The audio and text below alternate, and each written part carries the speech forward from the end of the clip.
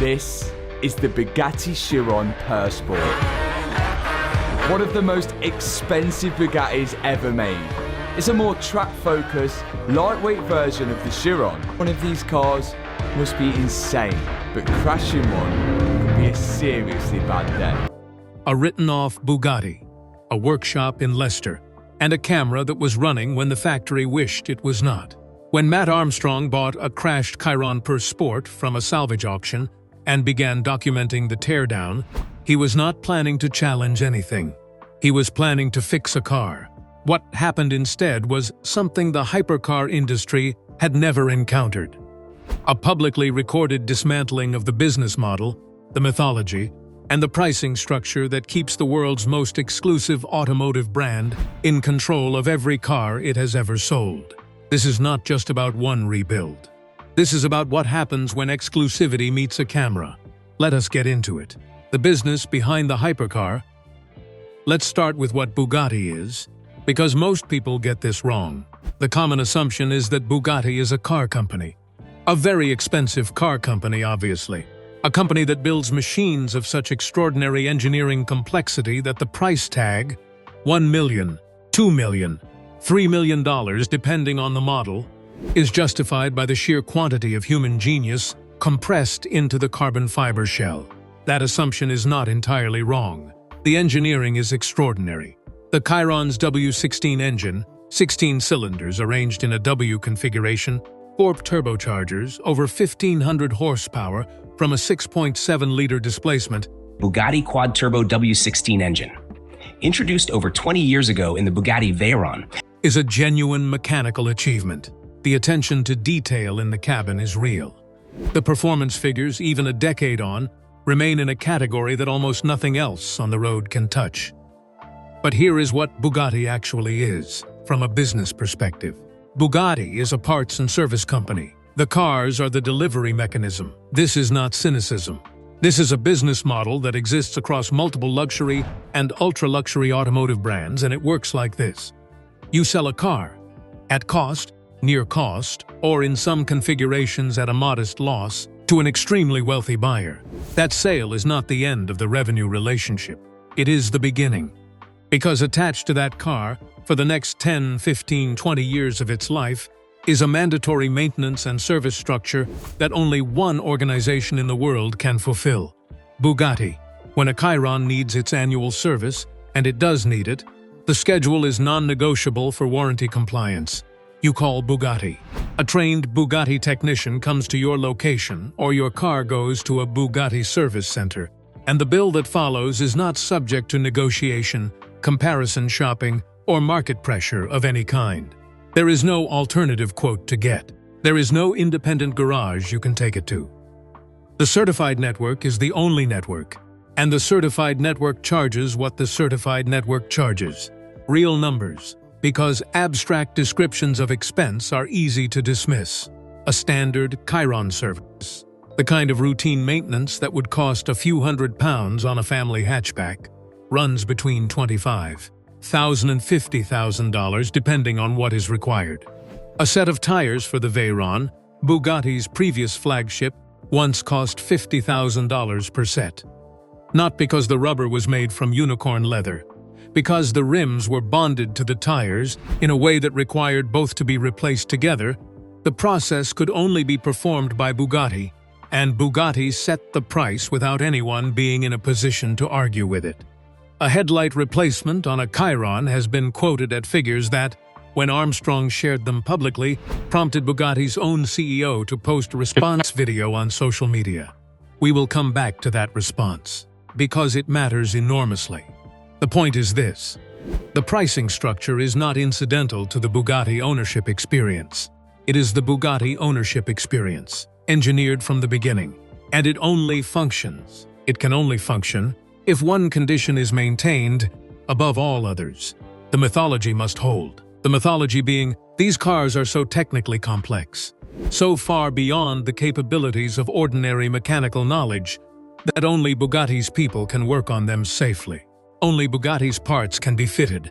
Only Bugatti's network can be trusted. And therefore only Bugatti can set the price, because there is no alternative to Bugatti and there never will be. That mythology is not a lie, exactly. There is genuine complexity in these machines that justifies specialist knowledge. But it is also not the complete truth. And the gap between the mythology and the complete truth is where Matt Armstrong walked in with his camera running. What he found in that gap is why we are here today. The YouTuber who opened a Bugatti, Matt Armstrong, did not set out to challenge a billion-dollar corporation.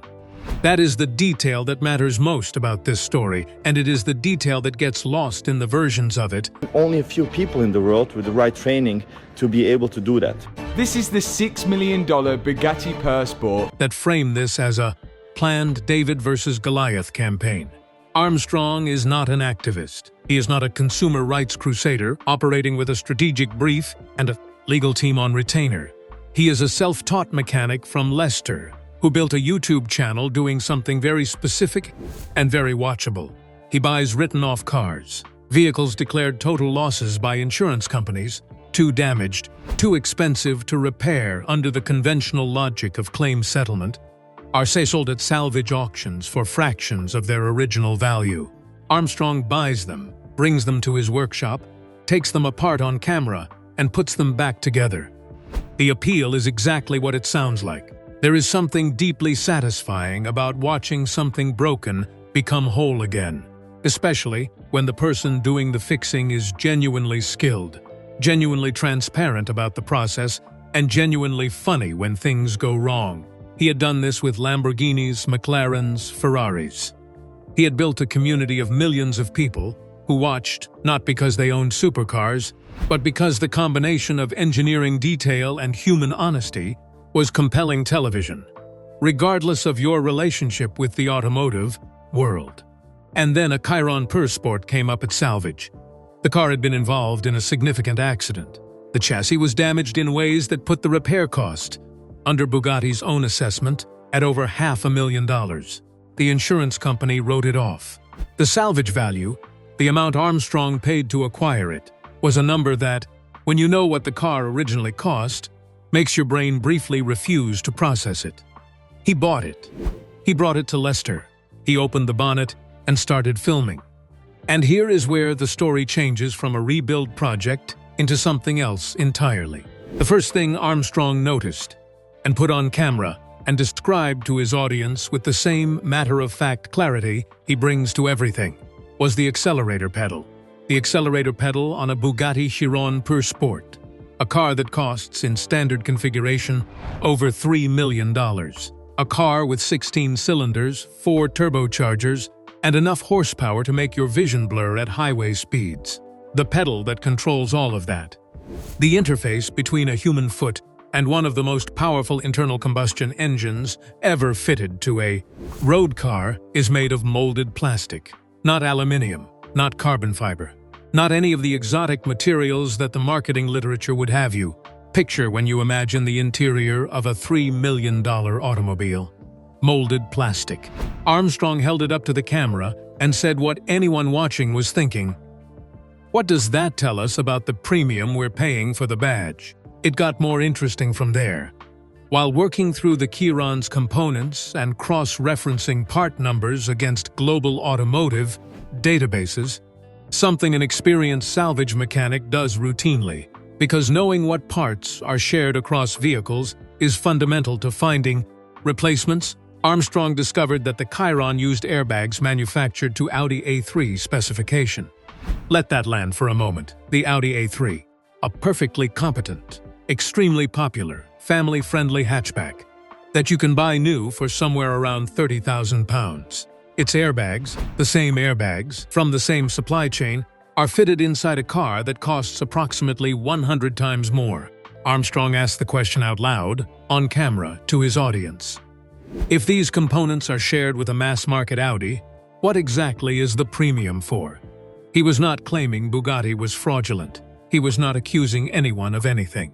He was asking a reasonable question that no one, in the entire history of Bugatti ownership, had ever been in a position to ask publicly, because no one outside Bugatti's certified network had ever been inside a Chiron with a camera before. That changed everything. The rebuild Bugatti tried to stop. When Armstrong needed parts to continue the rebuild, he did what any reasonable person would do. He contacted Bugatti. The first refusal came quickly. Bugatti would not supply parts to an independent workshop for a vehicle outside their certified repair network. This is standard policy, and Armstrong was not surprised by it. He had encountered resistance from manufacturers before. What he had not encountered was the specific, escalating nature of what followed. The second contact produced the same result, worded differently. The third produced something new. Bugatti's official position that the Chiron Pur Sport should not, in their assessment, be independently rebuilt at all. Fuel lines that connect from the monocoque to the rear section, and they have to split the car in half. The chassis damage, they argued, made the vehicle structurally compromised in ways that independent repair could not adequately address. The car, from Bugatti's perspective, was finished. It should be parted out or scrapped. Armstrong's response to this position was characteristically straightforward. He was going to rebuild it anyway. What followed over the subsequent months was a masterclass in creative mechanical problem-solving, conducted entirely in public. Parts that Bugatti would not supply were fabricated, machined from appropriate materials by Armstrong and the specialists he brought in, or sourced from the broader automotive supply chain using the kind of part number forensics that Armstrong had spent years developing. The process was not quick. It was not always clean. There were moments of genuine setback documented on camera without any attempt to edit them out. And there was the chassis. The monocoque, the structural core of the car, the single piece of carbon fiber that everything else attaches to, needed to be separated to access the damage fully. Bugatti has a specific rig for this process. A piece of equipment that, in the Bugatti service network, costs somewhere in the region of $600,000. Armstrong does not have one. Armstrong improvised. He used a combination of workshop equipment and, at a specific point in the process that made for remarkable television, industrial garbage cans positioned as temporary supports. It worked. And then, after the fabrication, after the sourcing, after the months of documented work, the W16 engine turned over. Armstrong pressed the starter. The 4 turbochargers spooled. 16 cylinders fired in sequence. The engine that Bugatti had, implicitly suggested, could not be started outside their supervision started, in a Leicester workshop, using rebuilt and fabricated components, on camera, in front of millions of people. The car moved. Now, here is where the story develops a layer of complexity that is important to understand. Because at roughly this point, 2 conflicting accounts emerge that tell you a great deal about what was happening inside Bugatti. Matt Armstrong, CEO of Bugatti Rimac, the entity that now owns and operates Bugatti. Bringing Bugatti and Rimac together made so much sense for everyone. Posted publicly that his company had offered to support Armstrong's rebuild and that Armstrong had declined the offer. Armstrong stated equally publicly that Rimac had personally wanted to help but had been vetoed by someone inside the organization. That the offer, if it existed, had never reached him in a usable form. Both accounts cannot be entirely true, and the contradiction between them is not a minor detail, it is the story. Because what it tells you is that inside Bugatti, there were people who understood that the response to Armstrong needed to be different. More cooperative, more transparent, more consistent with a company that had nothing to hide. And there were people whose instinct was to maintain the wall, protect the model, keep the outside world outside. The wall-protecting instinct won, initially, and then, at some point between the conflicting statements and the engine starting on camera, something changed. The parts blacklist was lifted. The repair estimate was revised downward. The tone of official communications shifted from refusal to something that resembled, if not cooperation, at least the absence of active obstruction. Not because the safety concerns changed. Not because the car became structurally less complicated. Because the attention became impossible to ignore. And attention, it turns out, was only the beginning of Bugatti's problems. The law that changed the game there is a particular kind of corporate confidence that comes from believing a legal wall will hold forever. For decades, Bugatti and the broader hypercar industry operated behind exactly that kind of wall. A combination of technical complexity, proprietary parts networks, and service monopolies so thoroughly constructed that the question of whether an independent mechanic could legally challenge them barely seemed worth asking. Then, on the 10th of July 2024, the European Union published a document that began dismantling the foundation that Wall was built on. Directive 2024/1799, the Right to Repair Directive, entered force on the 30th of July 2024. From 31st July 2026, the date by which all 27 EU member states must have transposed and applied it, manufacturers of certain consumer goods are legally required to offer repairs, supply spare parts and tools at non-deterrent prices, and publish indicative repair costs on a publicly accessible platform. It is, in the language of regulators, an enforceable obligation. Not a recommendation, not a guideline, not a preference. A legal requirement. The immediate scope covers appliances. Washing machines, smartphones, vacuum cleaners. Hypercars are not in the first wave of categories. Bugatti's legal team knows this. And yet the automotive industry has been watching this directive with something close to institutional anxiety because the direction it establishes is unambiguous.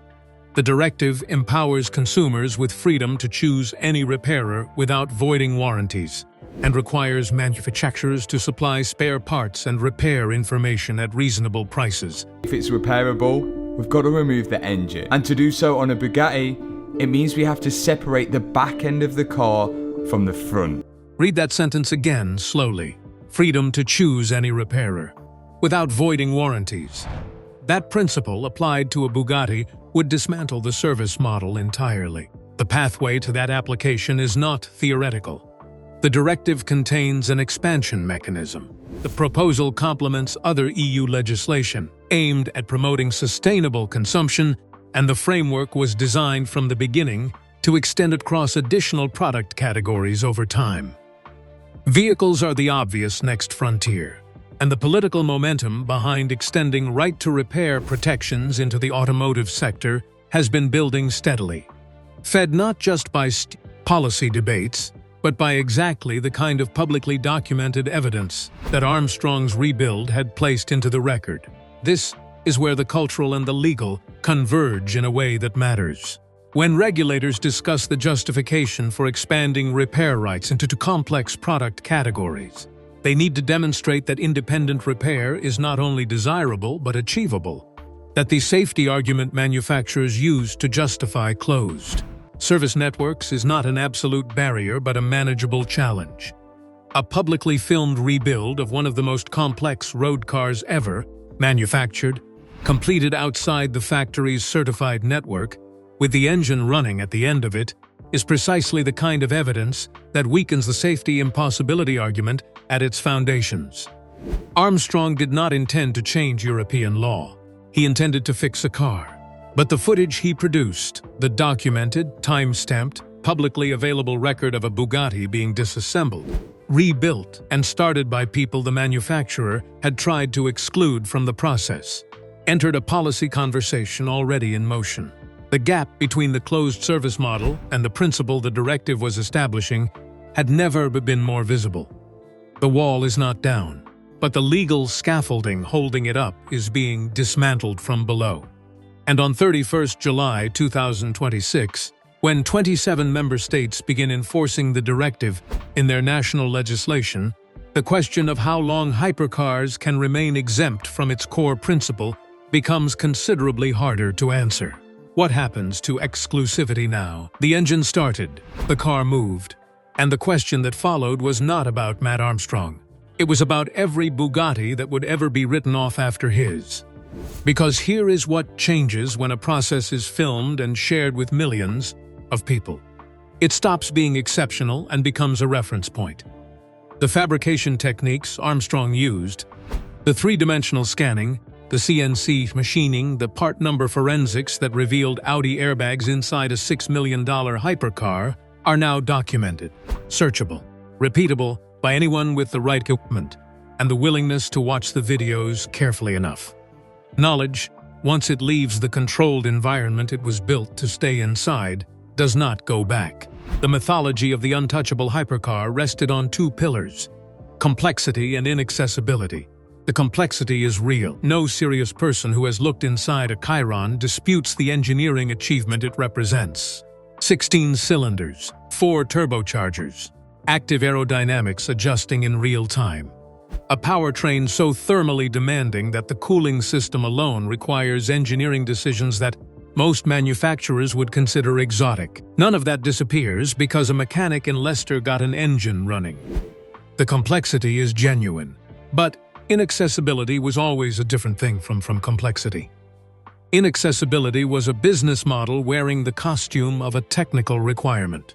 And Armstrong's rebuild separated those two things, publicly, irrevocably, in front of an audience measured in the tens of millions, in a way that Bugatti's marketing department cannot put back together. What does this mean for the next written-off Chiron, Veyron, or Divo that appears at a salvage auction? It means there is a documented precedent, a roadmap, a set of recorded solutions to specific engineering problems that previously existed only inside Bugatti's factory or Bugatti's certified network. The information is not complete. Armstrong's rebuild did not produce a full service manual, but the barrier that once made independent repair seem impossible is not the barrier it was. The commercial pressure on Bugatti's service model will not arrive as a single moment. It will arrive as an erosion, slow, incremental, and impossible to reverse. Every independent builder who successfully repairs a hypercar using documented techniques adds another data point to the evidence base that the EU's regulators, consumer advocates, and future policy frameworks will eventually use. Every part number that crosses from a Bugatti database into a general automotive database reduces the information asymmetry that the closed service model depends on. Every video that shows a non-factory hand touching these cars without catastrophic consequence weakens the safety argument by one more demonstration. Bugatti is not a company in crisis. The tourbillon is coming. The brand's mythology, the Ettore Bugatti heritage, the Molsheim factory, the hand-assembled craftsmanship remains intact and valuable in ways that a YouTube rebuild cannot touch. The customers who buy these cars at $3 million per unit are not deciding their purchase based on whether an independent mechanic in England once fixed one. The commercial foundation is solid, but the service revenue model, the decade-long post-sale income stream that flows from mandatory maintenance through a closed network at prices set without market competition, is more exposed than it has ever been. The legal framework is shifting, the technical mystique is diminished, and the information that was supposed to stay inside the factory is now on the internet, permanently, indexed and searchable, in the workshop of a self-taught mechanic who just wanted to see if a broken Bugatti could be saved. It could. He proved it. And that proof, once made, cannot be unmade. So here is what Matt Armstrong actually exposed. Not just a Bugatti, a system. A system built on the idea that these machines are too complex, too exclusive, too far beyond ordinary knowledge to exist outside the factory's control. The plastic accelerator pedal says otherwise. The Audi airbags say otherwise. The W16 engine that started in a Leicester workshop says otherwise. The EU right to repair framework says otherwise. Every door Bugatti closed, Armstrong filmed himself walking around. The car moved. The system held, for now. But the question it raised will not go away. Is this the moment the hypercar model started to crack? Drop your answer in the comments. Hit like. The next chapter is already here.